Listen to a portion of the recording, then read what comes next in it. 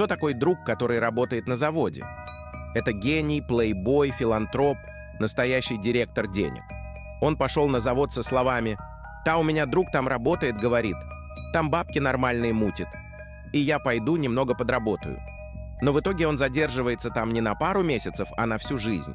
С каждым днем он все больше становится похожим на деда, начинает материться через слово, жаловаться на зарплаты и вот-вот начнет пить водку с мужиками. Потом он скачивает танки и начинает играть в них после смены. И вот тут вы понимаете, что потеряли его. Он начинает постоянно ходить в рабочем костюме, и от него постоянно пахнет маслом. Все, про что он рассказывает, это как он работает за станком и как ему задерживают зарплату.